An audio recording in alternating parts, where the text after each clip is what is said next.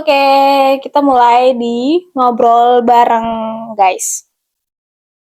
Jadi, dari data Komnas Perempuan, kita tuh nemuin ada 445 ribuan kasus kekerasan terhadap perempuan. Dan ternyata 26,94% dari banyaknya kasus itu tuh merupakan kasus kekerasan seksual. Oleh karena itu, hari ini kita mau ngobrolin soal banyaknya kasus kekerasan seksual ini bersama Kakak Daniel. Halo, Sebagai apa nih? sebagai tamu pasti ya. Jadi Kakak Daniel merupakan konselor, bisa juga kita sebut sebagai konselor sebaya. Jadi kalau misalnya ada masalah silahkan ke Kakak Daniel. Curhat. Curhat. Nanti Rednya bilnya jangan lupa. menyusul. Terus ada Kakak Popi Halo. sebagai pendamping korban dan advokat juga. Menyala advokat. Yeay. Pegang nih. Oke, jadi dari data yang gue sebutin tadi tuh, gimana pendapat kalian tentang banyaknya kasus kekerasan seksual? Gimana sih Kak Pop sebagai pendamping korban nih? Oke, jadi gimana ya? Kalau menurut pengalaman gue pribadi, sebenarnya kasus kekerasan seksual itu memang banyak gue temuin ya. Nggak awam lah maksudnya gue untuk menemukan kekerasan seksual. Karena kan kekerasan seksual juga banyak ragamnya, banyak jenis-jenisnya. Contoh contoh kecilnya aja kayak misalkan catcalling gitu. Itu juga hampir semua perempuan itu mengalami catcalling tersebut gitu. Karena kan catcalling juga masuk dalam kategori kekerasan seksual. Cuman kalau misalkan dari pengalaman gue pribadi, untuk kasus kekerasan seksual yang gue dampingin memang banyak. Contohnya kayak misalkan di ranah domestik, kekerasan terhadap istri itu kan masuk kekerasan seksual juga bisa di ranah privat seperti itu. Memang gue juga ada ngedampingin kayak misalkan kekerasan seksual di ranah domestik atau mungkin relasi dengan pacarnya atau mungkin dengan keluarga, hubungan darah gitu ya, atau di ranah pendidikan juga pernah gitu. Banyak banget sih ini yang didampingin ternyata sama Kak Popi dari berbagai jenis kekerasan seksual ya. Terus kalau dari Kak Daniel nih sebagai konselor, gimana sih pendapat Kak Daniel soal banyaknya kasus kekerasan seksual? Kalau dari data kan ada 120 ribuan data di mana perempuan itu tuh mendapatkan kekerasan seksual di sini. Gimana sih pendapat Kak Daniel? Iya, kita juga perlu tahu sih ya. Ternyata banyak juga masyarakat Indonesia yang belum tahu soal kekerasan seksual tuh apa sih gitu. Banyak yang belum tahu kekerasan seksual tuh apa dan bentuknya tuh kayak gimana. Ya mungkin mereka tahu tapi ternyata mereka belum terlalu paham soal. Kalau kita sendiri juga kadang ngerasa bingung soal bentuk kekerasan seksual yang satu dengan yang lain tuh kadang perbedaannya tipis gitu. Jadi di satu sisi ternyata banyak juga masyarakat kita yang masih belum memahami atau mengetahui kekerasan seksual secara spesifik tuh kayak gimana gitu. Dan kenapa akhirnya juga kasus kekerasan seksual di tahun ini tuh tinggi, kalau nggak salah naik juga dari tahun sebelumnya tuh kasus kekerasan seksualnya gitu. Nah balik lagi dan ini yang masih relevan gitu ya. Ternyata ketika seseorang khususnya perempuan menjadi korban itu banyak sekali yang enggan untuk ngadu atau lapor soal pengalaman yang dia terima gitu. kenapa pada akhirnya mereka enggan atau nggak mau buat ngelapor, ada banyak faktor, labeling, stigma gitu, dan juga mungkin ekspektasinya terhadap aparat penegak hukum juga udah pesimis duluan gitu ya. Dan akhirnya ini yang nyebabin kenapa kekerasan seksual tuh jadi fenomena gunung es gitu. Yang yang yang luncurkan datanya oleh Komnas Perempuan itu hanya sedikit dari banyaknya kasus yang nggak ketahuan, yang nggak dilaporkan gitu. Jadi kenapa, makanya kalau dilihat trackingnya dari tahun-tahun sebelum, bahkan dari tahun sebelumnya aja angkanya naik gitu, jumlahnya naik gitu. Artinya apakah artinya semakin banyak orang yang menjadi korban? Enggak juga gitu, nggak bisa disimpulkan kayak gitu. Kenapa angkanya naik?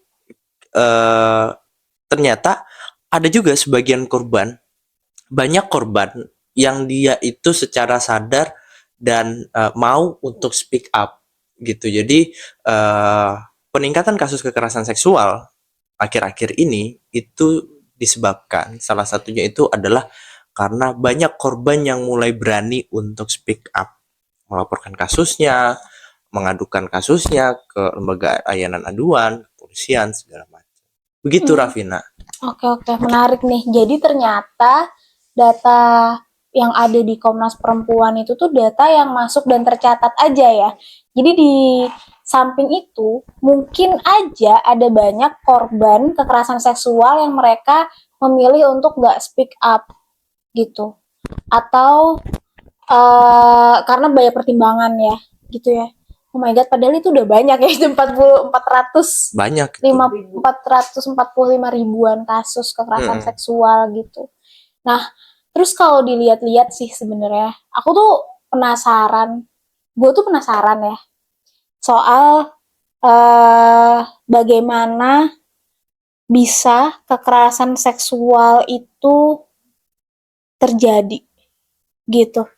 Kayak ada faktor-faktornya nggak sih? Kayak misalkan karena culture kita atau budaya kita, jadi kekerasan seksual jadi semakin mudah. Itu tuh ada nggak sih faktor-faktornya gitu? Terus kalau kita lihat sebenarnya dari berita akhir-akhir ini ya, kekerasan seksual kan buka tuh kayak ada tenaga medis nakes gitu ya yang melakukan kekerasan seksual kepada pasiennya. Terus juga ada kekerasan seksual sampai dengan terjadi pembunuhan, dan itu bahkan gak cuma terjadi di akhir-akhir ini aja, tapi dari dulu. Contohnya kayak kasus Marsinah gitu kan. Nah, apa sih sebenarnya hal yang bisa melatar belakangi itu gitu? Iya, secara umum ya. Lu nanya gue tuh nanya opini. Siapa aja? Oh, siapa aja? Oh, oke. Gua coba untuk jawab dulu ya. Kali Jadi, pegang mic.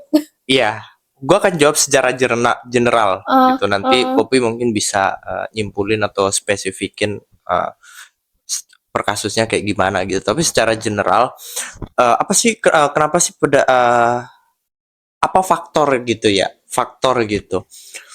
Banyak faktor. Kalau mungkin gue bisa pakai teori psikologi ya, bisa biopsikososial gitu. Apa tuh? Biologinya gitu. Memang secara ada faktor dari biologis, ada faktor dari psikologisnya, ada faktor dari sosialnya. Tapi gue nggak akan masuk ke situ lebih jauh. Yang pengen gue bilang adalah satu hal yang jadi karakteristik kekerasan seksual itu adalah relasi kuasa. Ini yang mungkin jarang orang lihat gitu ya, jarang orang sadari bahwa dalam kasus kekerasan seksual yang paling perlu kita lihat itu adalah relasi kuasanya. Pertama itu. Nah, kemudian kenapa relasi kuasa itu bisa muncul? Relasi kuasa itu kan ada gap gitu ya, ada gap antara si pelaku dengan korban gitu, atau si pelaku memanfaatkan posisinya, memanfaatkan dominasinya untuk apa namanya apa namanya?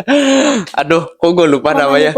Bukan memanipulasi, menguasai orang, menguasai si korban. Jadi relasi kuasa gitu. Nah, relasi kuasa itu muncul juga karena salah satunya itu budaya patriarki gitu, di mana ketika laki-laki itu mendominasi, ya mau nggak mau dia akan mendominasi pihak atau kelompok lain yang lebih lemah gitu. Salah satunya perempuan gitu. Jadi eh kenapa pada akhirnya catcalling lah misalkan gitu, catcalling. Kenapa akhirnya banyak sekali cowok yang berani untuk melakukan catcalling? Karena dia merasa bahwa dia laki-laki. Karena ketika si korban melawan, dia mampu ngebales. Si pelaku ini mampu ngebales gitu.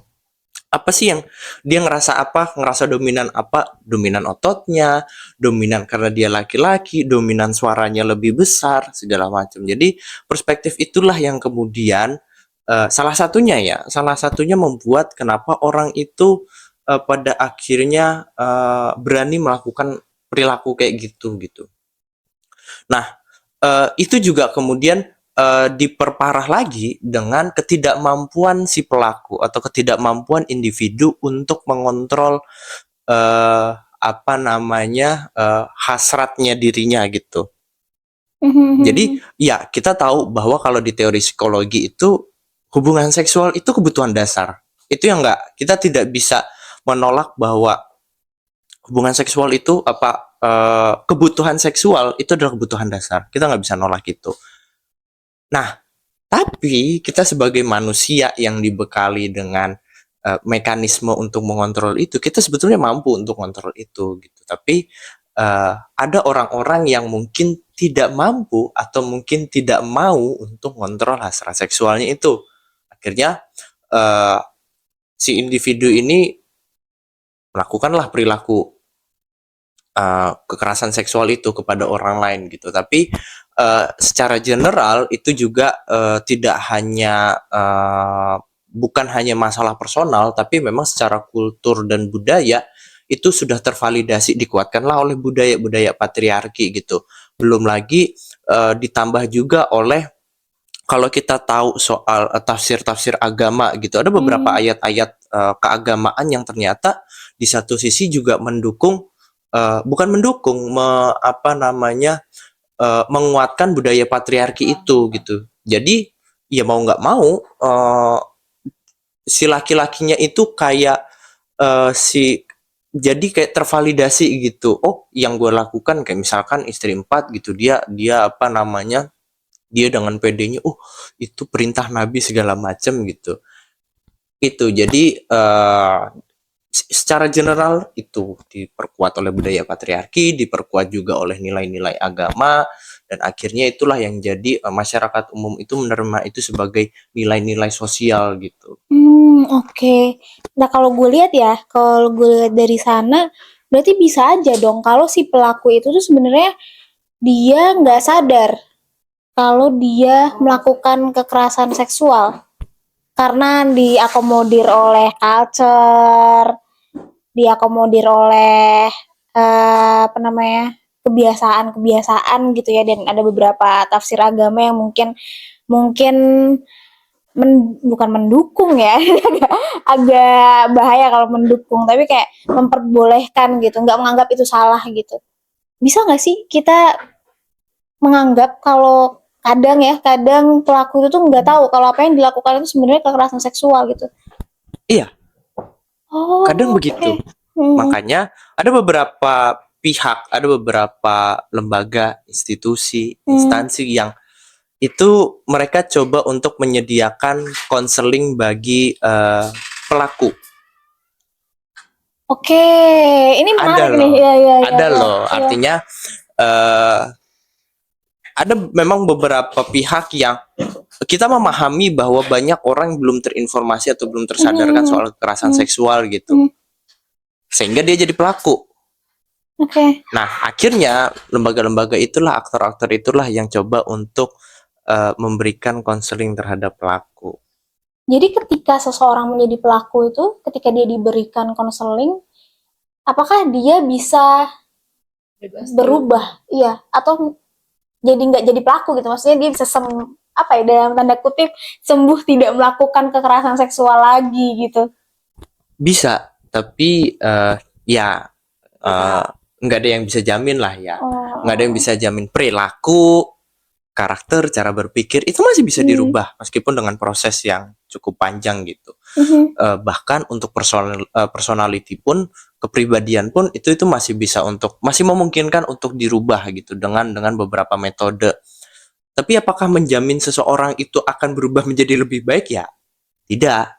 Oke. Salah satu kunci keberhasilan terapi itu adalah keinginan dari si individunya sendiri gitu.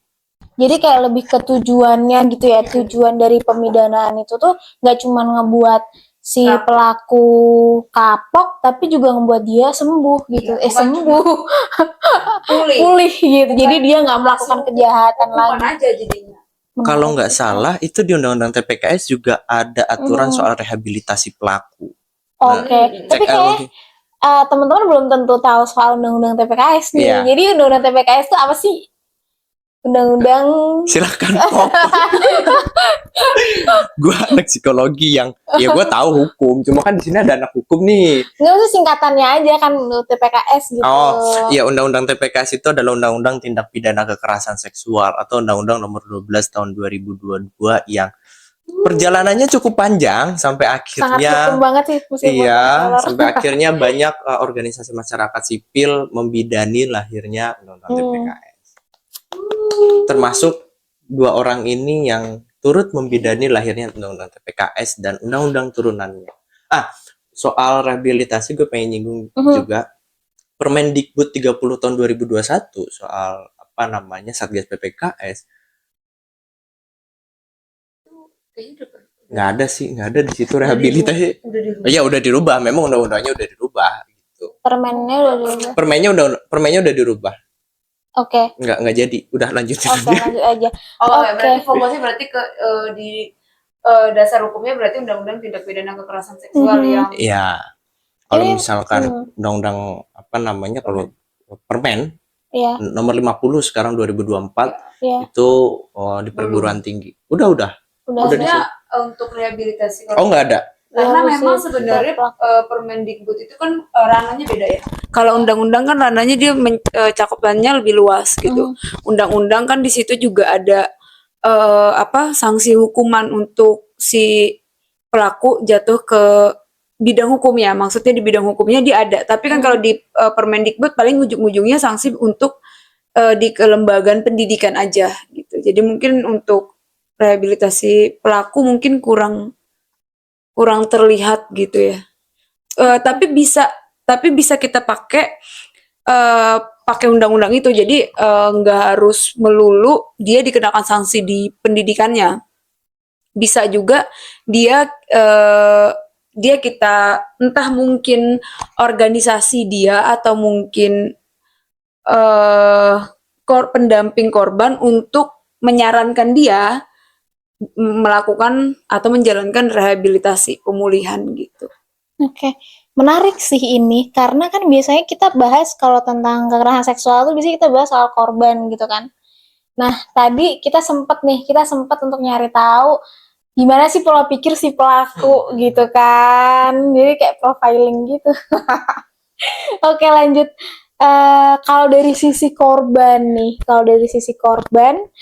sebenarnya kita kan nggak tahu ya, dan sebagai orang awam gitu loh, kita nggak tahu kalau misalkan ada teman kita atau saudara kita gitu ya, kalau dia menjadi korban kekerasan seksual, kita tuh kadang bingung nih, kita harus ngerespon kayak gimana sih ke mereka, apa sih yang boleh kita lakukan gitu yang ke mereka, atau apa sih yang nggak boleh kita lakukan gitu ke mereka. Berarti pertanyaannya ini ketika kita sudah mengetahui bahwa dia adalah korban. Iya, sudah mengetahui ya. Ada temen atau dari saudara gitu. Misal orang yang kita ketahui lah, dia ternyata adalah korban kekerasan seksual. Bang Dani berarti menjawab dalam hatinya. Kedengeran ya, suara hati itu terdengar gitu.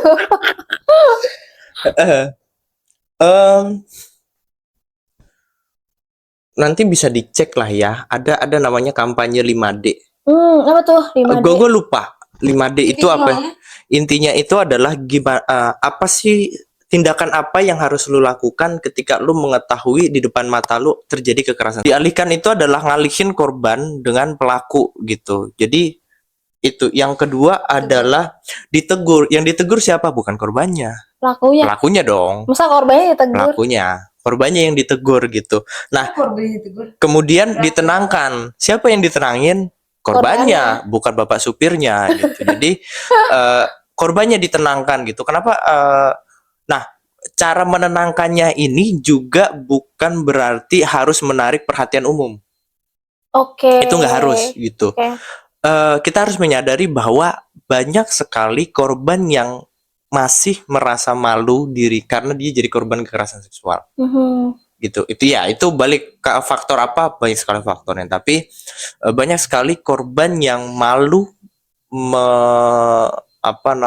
menyebut dirinya itu korban kekerasan seksual gitu. Artinya ditenangkannya itu tidak perlu sampai menarik perhatian umum. Ya nggak perlu. Ini korban nih segala, nggak perlu. Apalagi biasanya kasusnya terjadi di KRL, di transportasi umum segala macam gitu. Didokumentasikan jika memungkinkan gitu. Yang didokumentasikan bukan korbannya. Ini yang salah. Tindakannya. Kalau memungkinkan tindakannya. Tapi kita nggak mungkin dong kita misalkan di depan mata kita tuh terjadi pelecehan seksual gitu di KRL gitu. Nggak mungkin dong kita ngeluarin HP terus nunggu momen terjadinya pelecehan itu gitu. Nggak mungkin gitu. Artinya jika memungkinkan didokumentasikan. Jika tidak ya silahkan pelakunya di foto, KTP-nya di foto segala macam, serahkan kepada pihak yang berwenang gitu. Itu bukan didokumentasikan korbannya. Ini juga yang salah ini orang-orang ini. Penting diingat penting ya gitu. ini. Jadi orang-orang itu merasa bahwa penting untuk mendokumentasikan korbannya. Siapa sih korbannya? Jadi kayak langsung kepo. Apalagi netizen iya, gitu. Artinya nggak perlu untuk dokumentasi korban, dokumentasi pelakunya. Terus kemudian ada satu lagi kalau nggak salah, dokumentasi 4D atau 5, ya itulah. Begitu. Jadi dilaporkan tetap pada intinya itu cara yang bisa dilakukan. Itu cara pertama gitu. Kalau kita melihat kejadian kekerasan seksual di depan mata kita gitu.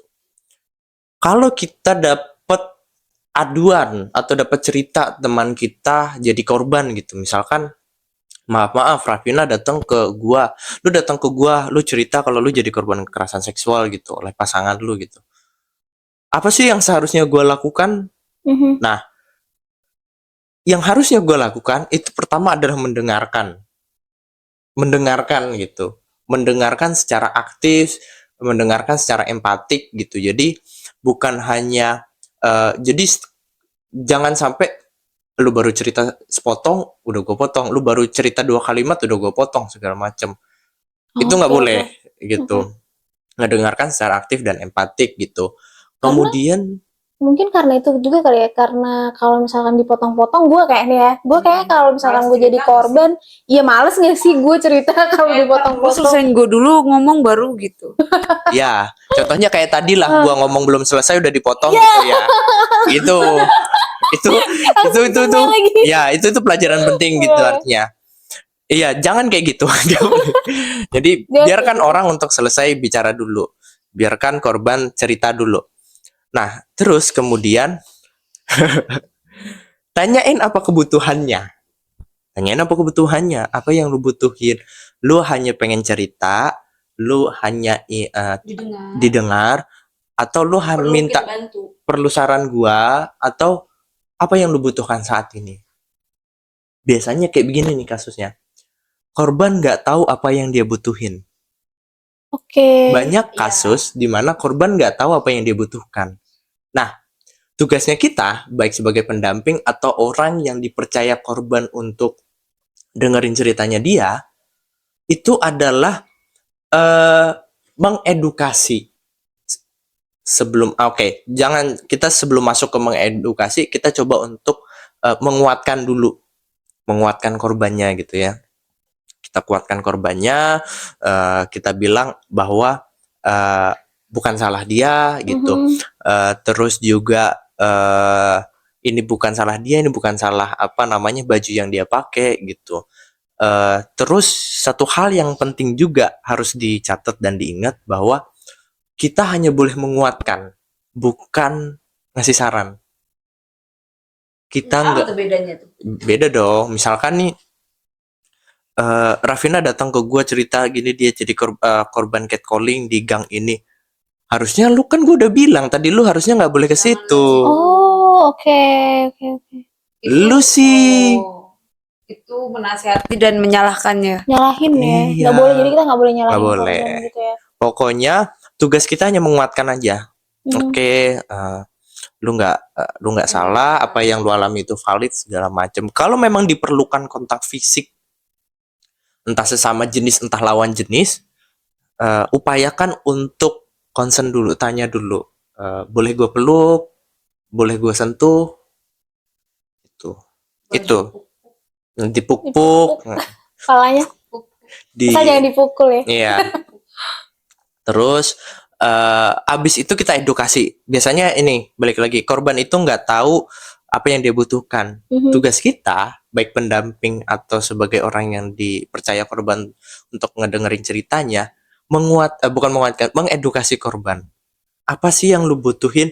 Oh, kamu tuh ketika seseorang menjadi korban kekerasan seksual, biasanya bukan biasanya yang dibutuhkan itu pertama ada psikologis, ada fisik, gitu, ada ekonomi. Psikologis itu kalau misalkan terjadi trauma, ada terjadi panik, cemas segala macam itu ada kebutuhan. Kemudian kalau fisik ada luka memar, berdarah segala macam itu ada kebutuhan mendasar juga. Ekonomi misalkan kamu diancam gitu atau misalkan kamu jadi korban kekerasan seksual, ketika kamu cerita kamu akan dipecat segala macam atau kamu dipecat karena kamu ngelaporin kekerasan yang kamu alami gitu. Apa gitu. Artinya itu. Terus kemudian dijabarkan juga apa hak yang dia terima berdasarkan aturan yang ada. Gitu.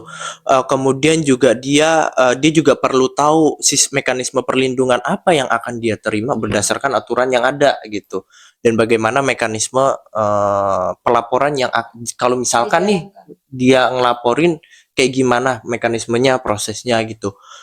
Ini juga yang lebih penting dan luput dari banyak orang, kasih tahu juga konsekuensi yang akan dia terima ketika dia memilih apapun pilihannya gitu. Kadang banyak korban nggak dikasih gambaran konsekuensi apa yang akan dia kita tahu kok lapor polisi, mengikuti persidangan konsekuensinya apa, waktu, uang, tenaga segala macam. Apakah korban tahu soal ini? Belum tentu gitu. Misalkan nih kalau dia ngelaporin, dia akan berhadapan dengan pelaku, dia akan ada potensi diteror, diancam oleh pelaku, oleh keluarganya, atau bahkan dimintain duit sama penyidik, sama polisi, didorong untuk upaya damai segala macam. Itu konsekuensi gitu. Dan kadang nggak dikasih tahu sama pendampingnya. Tapi gini mungkin ya, sebenarnya mungkin niatnya baik ya, nggak dikasih tahu itu takutnya pendamping punya pikiran, takutnya ketika korban mengetahui proses yang dia jalani akan sangat susah, jadi dia udah ngedown duluan tuh waktu dia denger begini, oh sekalinya begini ya gitu. Tapi memang sebenarnya tergantung tujuan kita ya. Kalau gua pribadi better ngasih tahu dulu sih, maksudnya memang bener yang disampaikan sama kakak Daniel itu memang maksudnya kita, karena gini kalau misalkan udah berjalan Kadan salting kadan. Karena nanti kalau misalnya prosesnya udah jalan terus korban tuh suka nanya-nanya gitu loh. Kayak gimana nih kasusnya kok lama banget ya gitu. Kok sekalinya begini ya? Apa aja sih yang harus saya keluarin lagi gitu. Ini soalnya saya udah bolak-balik, ini saya udah minta izin ke kantor untuk cuti, untuk fokus ke proses kasus saya, kok ini masih belum cukup ya gitu-gitu. Itu tuh jadi dia tuh bertanya-tanya sampai akhirnya dia tuh kayak kesel sendiri karena dia tuh nggak paham sebenarnya nggak dikasih tahu, nggak terbuka terkait dengan runtutan dan konsekuensi yang akan dia jalani untuk kasus itu gitu. Tapi memang mungkin juga di beberapa pendamping yang tidak memberitahu itu tujuannya baik juga sih, karena kan biar korban nggak down duluan tuh di awal Nggak gitu. panik duluan gitu kali ya. Jadi ya udah deh Kak, jalan terus aja gitu. Memang sebenarnya ada plus minus ya, ada beberapa pertimbangan juga gitu. Tapi kalau menurut gue ya, takut juga sih kalau misalkan nggak dikasih ya kalau nggak dikasih tahu konsekuensi, ya udah jalan aja dulu. Ternyata yang di depan, aduh gue ternyata Benar. ngadepin apa nih gitu. Kayak gue nggak tahu jalan ini di depan gue ternyata ada pohon besar Benar. atau jalannya nanjak banget ternyata. Dan satu hal yang harus kita ingat, kita sebagai pendamping berarti kita punya kapasitas yang lebih dari korban. Entah itu di bidang hukum ataupun bidang pendampingan ataupun di bidang yang lain, cuma setidaknya apapun yang kita tahu terkait dengan kasus ataupun proses yang akan dijalani, itu lebih baik kita kasih tahu. Oke. Kenapa? Karena dia sudah menyerahkan kepercayaan dia kepada kita sebagai pendamping. Jadi lebih baiknya kita menyampaikan plus minus untuk korban. Entah nanti kan kalau misalkan korbannya terlalu panjang ya, kita bisa ngasih semangat lagi gitu. Kita akan dampingin loh Kak. Lanjut, pertanyaan selanjutnya adalah, gue tuh penasaran gitu sama kalian. Ya, Kadan sebagai konselor, terus Kapop sebagai pendamping korban atau advokat. Ada nggak sih pengalaman yang bikin kalian kayak, gue nggak akan pernah lupa nih pengalaman ini seumur hidup gitu? Popi nggak? dulu mungkin Popi. Gimana nih? Dia butuh tenaga kayak untuk menceritakan pengalaman ini. Ya dari dulu Abang Dan. Kadan. Iya. Macem-macem sih ya orangnya ya. Macem-macem gitu, tapi bentar gue inget-inget dulu yang karena terlalu Banyak ya, terlalu banyak gitu. Ih banyak banget nih. Sampai Yang ini aja deh, mungkin yang bisa jadi pelajaran juga ya. Tugasnya konselor kan nguatin ya. Tugasnya konselor itu nguatin korban gitu. Nguatin psikologisnya korban. Syukur-syukur juga dia bisa nguatin kapasitasnya korban soal pemahaman kekerasan seksual, KDRT segala macem gitu ya. KBG gitu. Nah, gue pernah dapat satu kasus yang di mana korban ini psikologisnya nggak stabil, dia belum memahami soal KS, KBGS gitu. Di situ gue kuatin, balik ya dengan metode gue gitu. Dengan metode gue coba untuk ngasih tahu hak apa aja yang dia terima, mekanisme perlindungan seperti apa. Kalau dia ngelaporin itu nanti akan kayak gimana, gue kasih tahu juga konsekuensi yang akan dia terima. Kebetulan kasusnya ini soal KDRT gitu. KDRT dan udahlah gua kuatin, beberapa kali gua konseling gitu, sampai pada akhirnya si korban ini memutuskan untuk rujuk dengan suaminya. Sebagai konselor ya kita harus menghargai apapun keputusan korban gitu. Tapi yang perlu diingat bahwa ternyata banyak juga orang yang manusia gitu. Ini bukan terlepas dari konteksnya kekerasan seksual atau tidak. Kadang kita sulit untuk menerima keputusan orang lain yang ternyata nggak sejalan sama kita. Itu sulitnya minta ampun. Termasuk dalam konteksnya itu ini. Kita udah nguatin korban, kita udah ngasih kapasitas terhadap korban gitu. Kita berharapnya korban untuk terus lanjut memperjuangkan haknya, memperjuangkan keadilannya gitu bagi dirinya, anak-anaknya segala macam. Tapi ternyata di luar ekspektasi korban itu memutuskan untuk rujuk dengan pelaku dan cabut laporan dan juga ngasih kesempatan pelaku sekali lagi gitu. Iya di luar ekspektasi gitu. Di satu sisi kita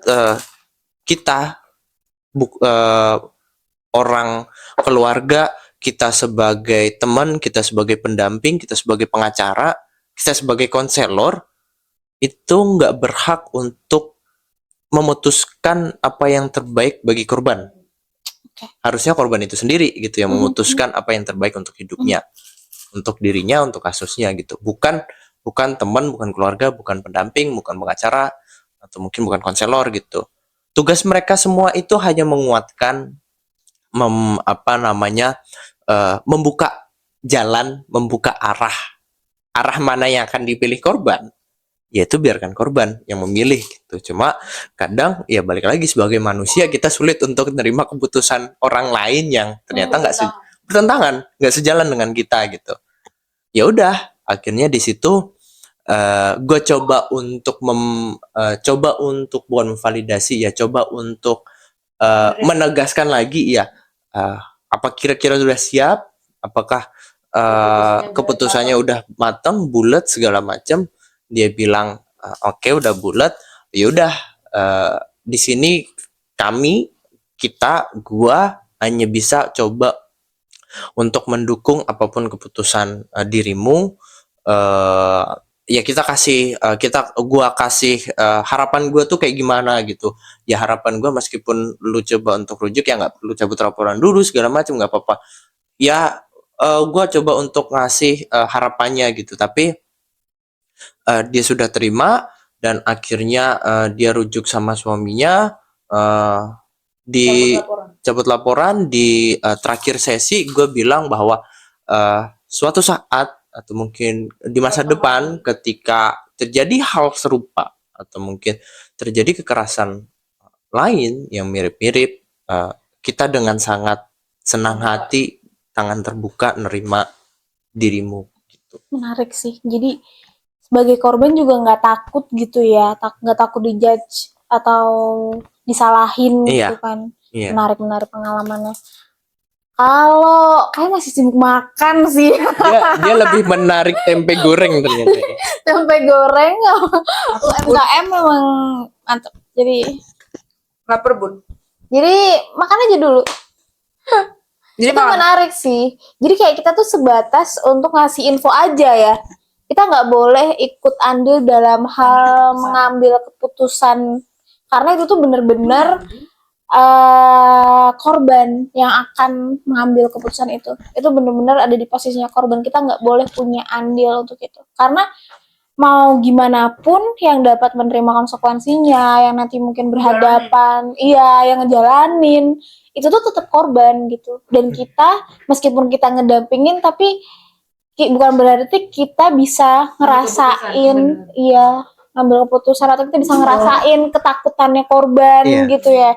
Satu Menarik lagi sih. Iya tuh, apa tuh? bukan berarti kita paham soal KS, bukan berarti kita paham soal hukum, bukan berarti kita paham soal kita tahu apa yang dirasain korban, bukan berarti kita berhak untuk ambil keputusan untuk korban.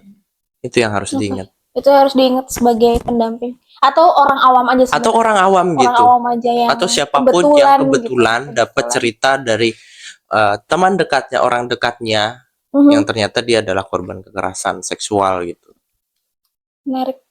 Menarik sih. Jadi itu penting. Tepuk tangan dong.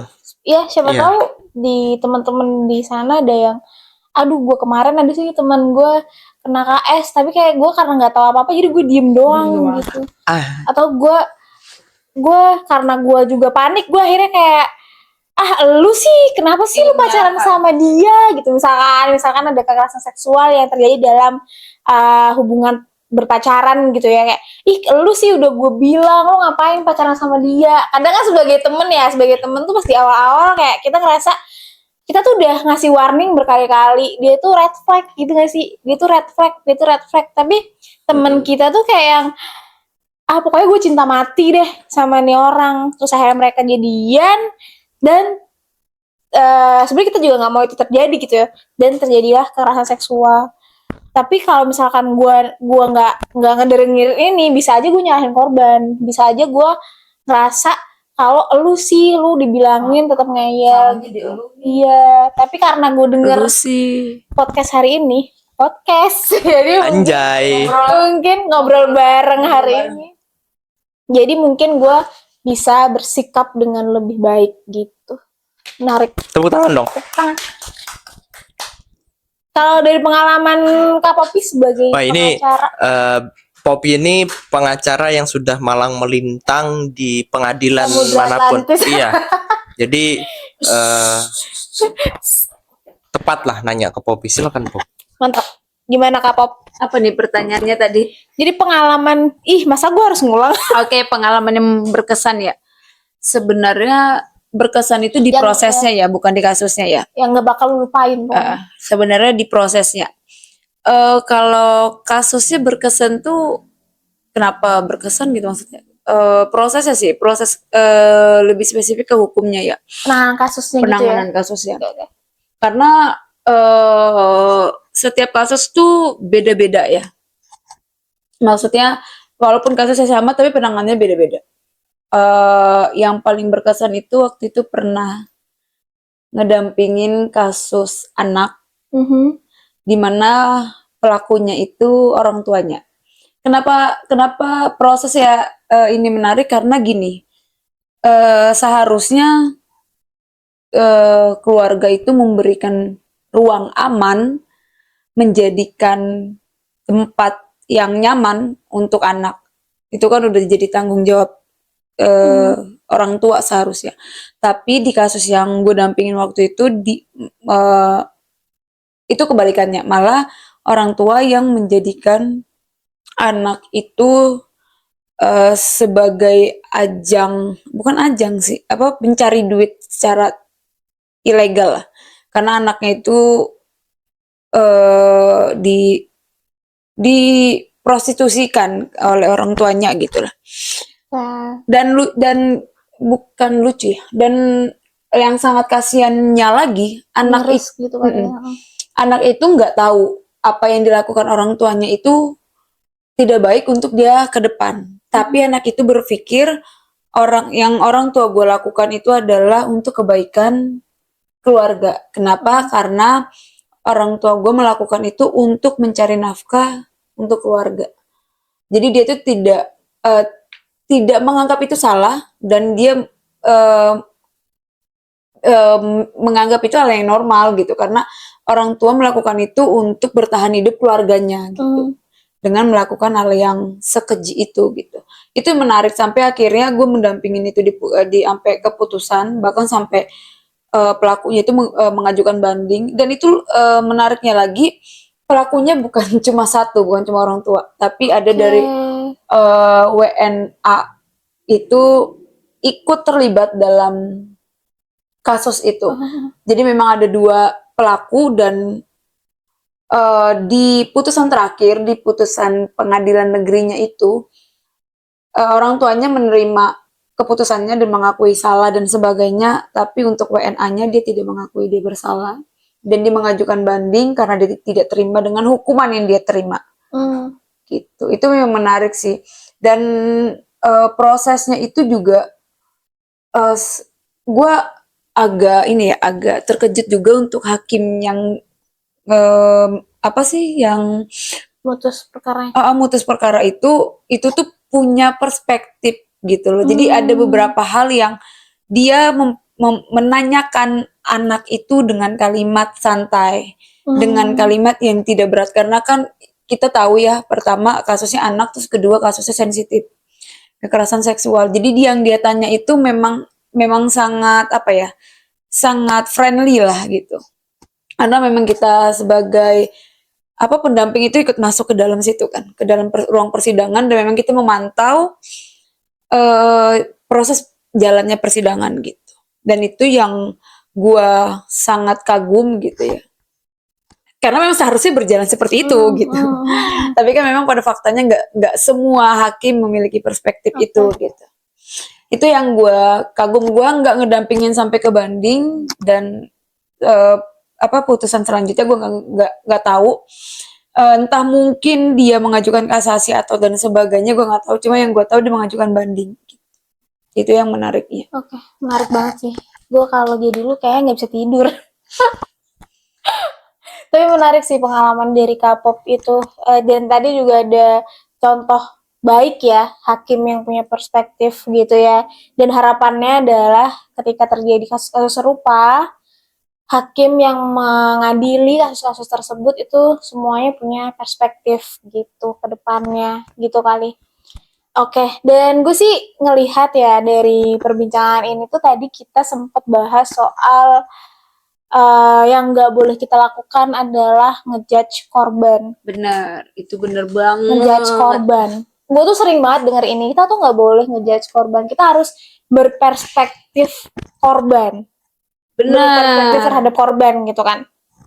Nah, itu tuh apa sih yang dimaksud dengan berperspektif korban? Terus juga kenapa? Ada alasannya tuh apa? Kenapa kita nggak boleh ngejudge korban gitu? Dampaknya ke korban tuh kayak gimana? Mungkin Kaden kali ya.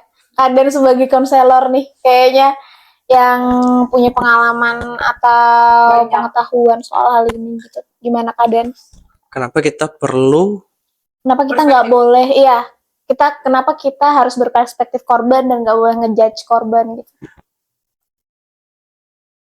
Pemanasan kayak jawabannya panjang. agak berat ya? Kayak jawabannya panjang. Kadang consulting. Kenapa kita perlu berperspektif korban dan kenapa kita nggak boleh untuk ngejudge korban gitu ya? Simple gitu, sebetulnya simple karena tadi ya yang lu bilang itu bahwa lu atau Poppy gitu bahwa kasus kekerasan seksual itu masih kasus yang tabu gitu. Banyak orang yang masih menginternalisasi nilai-nilai patriarki, masih menginternalisasi nilai-nilai agama yang tidak berpihak kepada perempuan, yang masih misoginis gitu ya. Jadi ketika korban kekerasan seksual, ketika seseorang, khususnya perempuan ya, menjadi korban kekerasan seksual, ya karena baju lu, karena perilaku lu, gitu. Jadi, kenapa kita tidak boleh? Iya memang tidak boleh, seharusnya memang tidak boleh.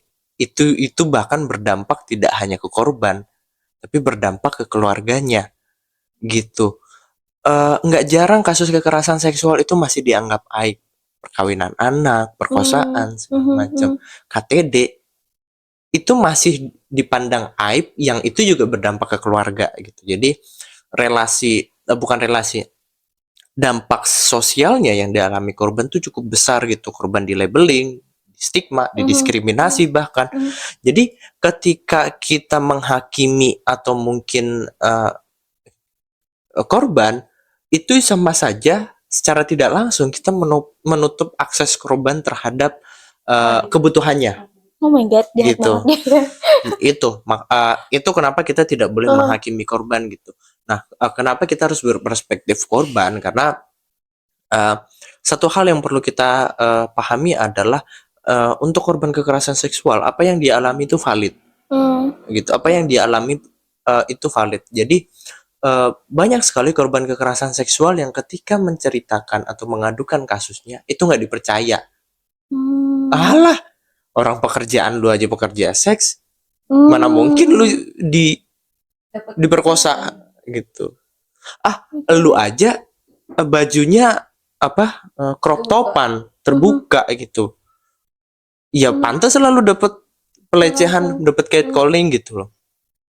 Padahal apa yang dialami korban itu adalah valid gitu ya.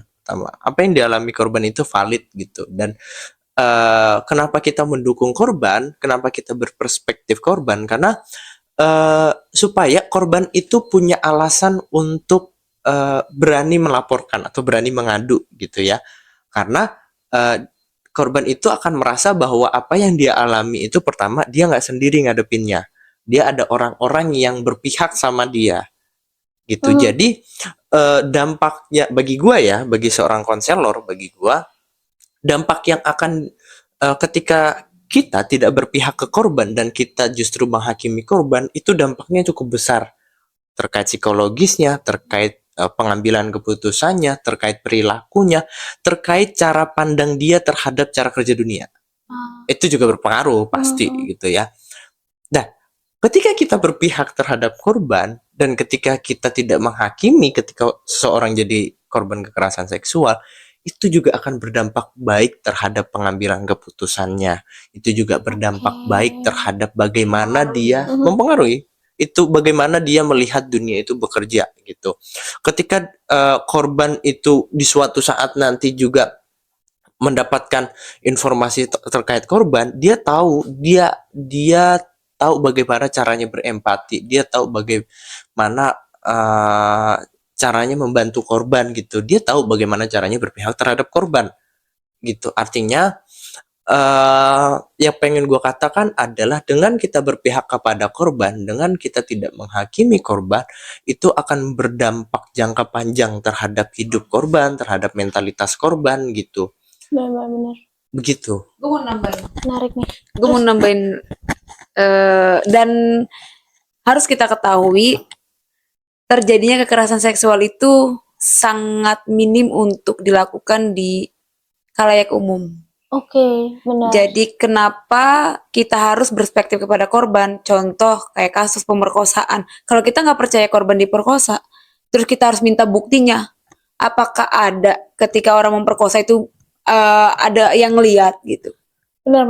Iya kan? Iya. Tapi rata-rata begitu. Kayak misalkan contoh hal yang paling simpel gitu, catcalling gitu. Gue tadi lewat rumah gue terus gue di catcalling bla bla bla bla. Pasti nanti temennya kalau misalkan dia nggak punya perspektif, pasti dia akan nanya apa buktinya. Nggak mungkin dong ketika dia kayaknya dia mau catcalling gue direkam. Itu kan nggak mungkin.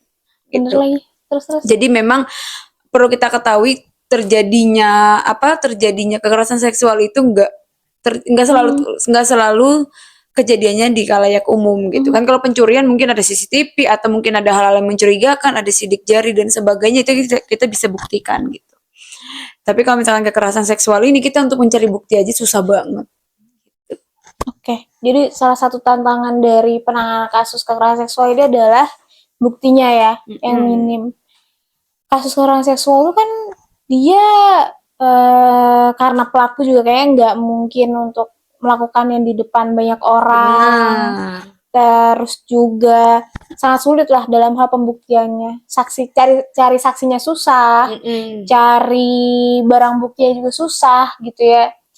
Nah, di sini tuh ada satu pertanyaan sih di kepala gue ya, gimana kalau misalkan ini bukan berarti gue menyalahkan korban ya, tapi kalau misalkan konteks berperspektif terhadap korban itu ternyata disalahgunakan untuk kepentingan orang nih, mungkin dia ada permasalahan psikologis atau gimana ya, gue juga nggak tahu, tapi mungkin ada orang yang pengen atensi gitu, dia lagi cari panggung gitu. Mungkin gak sih itu terjadi kalau ini tadi soal berperspektif terhadap korban disalahgunakan gitu?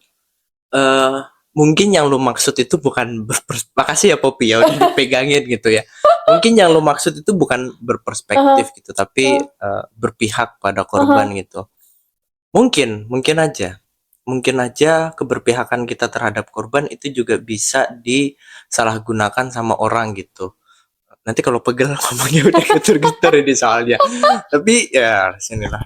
Gitu, udah getar-getar nih. Terus kita beli mic baru ya guys? Iya, sorry ya ini baru. Ganti kita dukung kita. Belum udah minta dukungan.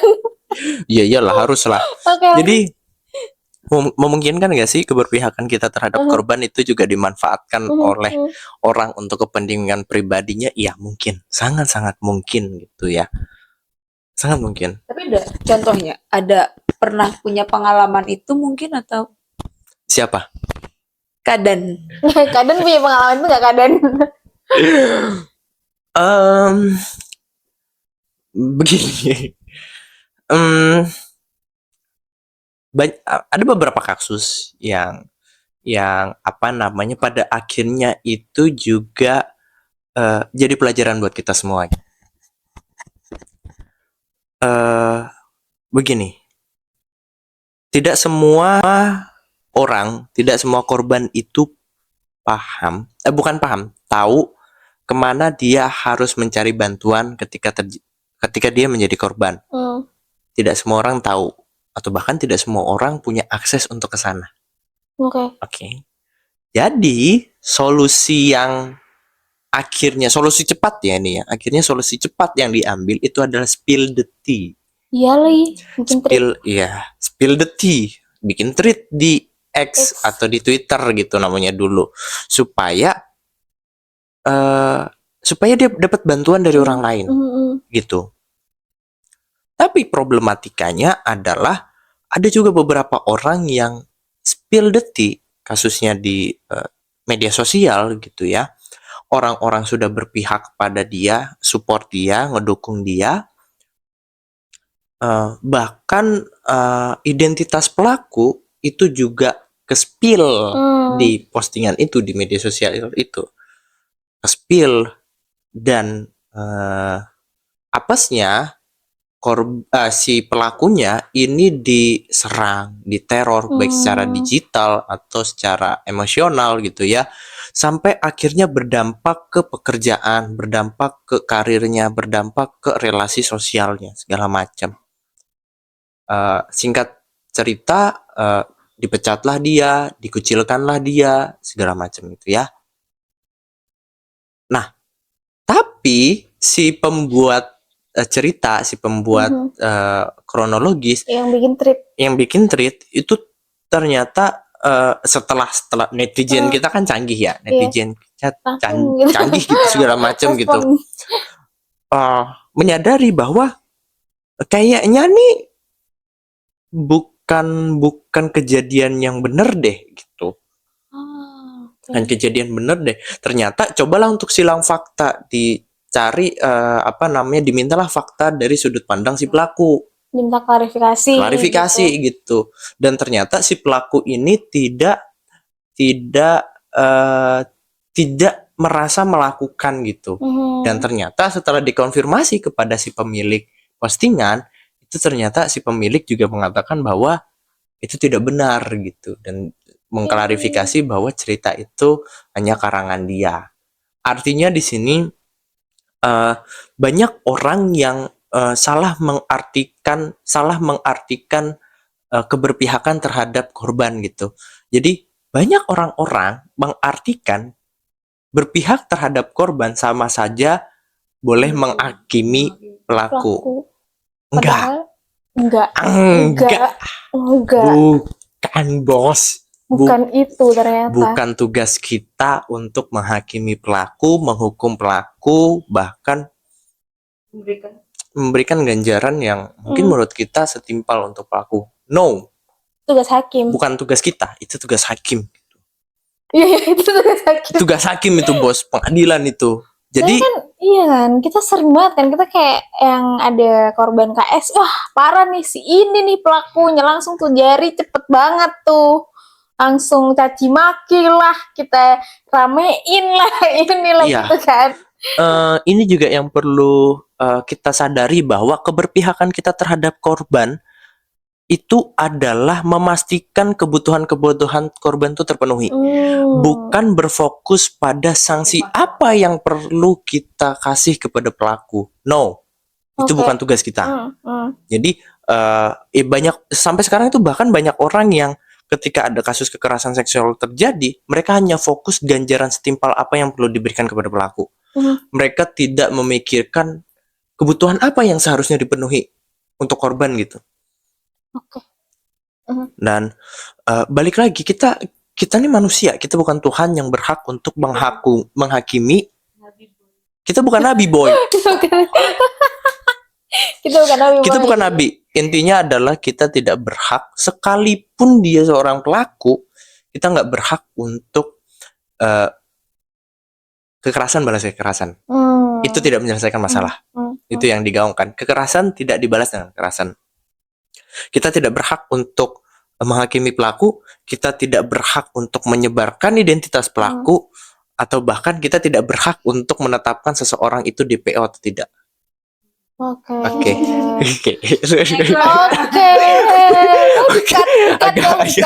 Agak panas ya. Tapi ingat, ya, kita siapa? Kita bukan aparat penegak hukum. Kita bukan nabi. Kita tidak berhak untuk Kalau kita nyebarin identitas pelaku, sama saja Hmm. kita melanggar undang-undang privasi orang. Mhm. PDP dong yang dipakai Mhm. dong. Itu Ini juga bisa beresiko juga beresiko, ya, bukan hanya untuk kita tapi untuk ternyata. korban. Mhm. Gitu. Ini yang harus dipahamkan. Benar, Kita beresiko bukan nabi, gitu. boy. Karena banyak juga kan kasus-kasus KS yang berujung pada korbannya dilaporin. Itu Betul. termasuk resikonya. Jadi perlu Betul. berhati-hati ya. Sama satu gitu. lagi, Mhm. hati-hati untuk spill the tea. Oke. Hati-hati untuk menceritakan kronologi kasus yang korban alami, yang kamu alami ke media sosial. Hmm. Pertimbangannya harus besar, bijak, Oke. gitu. Oke. Nah, kita kan harus hati-hati untuk spill the tea di media sosial. Tapi kalau misalkan kita memang korban kekerasan seksual ya, berarti kita bisa mengadu ke siapa nih?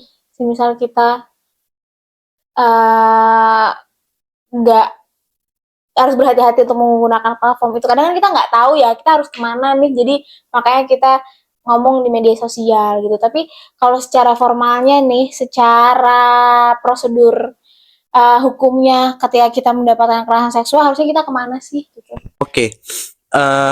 Kemana kita harus mengadu kalau kita menjadi korban atau kita tahu orang terdekat kita menjadi korban? Pertama, kita perlu nge-save kontak-kontak darurat. Ini namanya kontak-kontak darurat ya. Kita harus nge-save kontak-kontak darurat. Siapa sih? Apa aja sih kontak darurat? Tolong coba Siap. cek Asisten. IG gua gitu. Jadi Oh iya. bukan IG gua. Ya, nantilah. Jadi ada kontak darurat yang perlu kalian simpan. Pertama adalah kontaknya Kementerian PPA. Ada yang namanya SAPA 129. Itu ada PPA ya. WhatsApp-nya Oh. yang berkaitan soal kekerasan seksual. Mhm. Ada juga call center 112 kalau nggak salah. Ada polisi, nanti teman-teman bisa cek gitu. Polisi. Itu di mana gitu ya. Polisi itu sejelek-jeleknya lu kerja, ini masih gua sosialisasiin nih. Emang tugas Anda.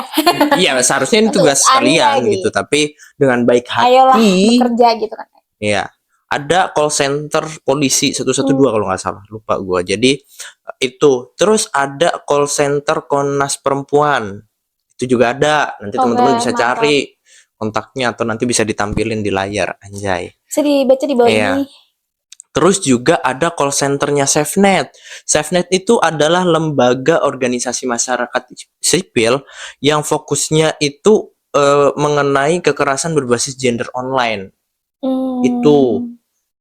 Jadi ada 4. Terus ada organisasi perubahan sosial Indonesia atau OPSI itu juga punya layanan aduan kekerasan. Namanya layanan KYR atau Know Your Right gitu. Oke. Teman-teman bisa cek di Instagramnya @layanan KYR. Di situ ada hotline-nya. Itu hotline-nya OPSI itu terbuka untuk teman-teman populasi kunci, orang dengan HIV, pekerja seks, laki seks laki, transpuan, transgender, habis itu pengguna nafsa. Itu terbuka bagi teman-teman yang mengalami kekerasan seksual khususnya. Terus kemudian ada layanan ada puskapa untuk keluarga juga gitu ya. Puskapa apa ya namanya? Puspaga kalau nggak salah. Pusat itu. Kemudian ada juga untuk di perguruan tinggi ada yang namanya Hope Helps. Kawan-kawan bisa cek akses itu gitu. Hope Helps itu juga punya hotline-nya, silahkan dihubungi. Di situ ada beberapa perguruan tinggi. Selain Hope Helps, itu ada juga Satgas TPKS di perguruan tinggi.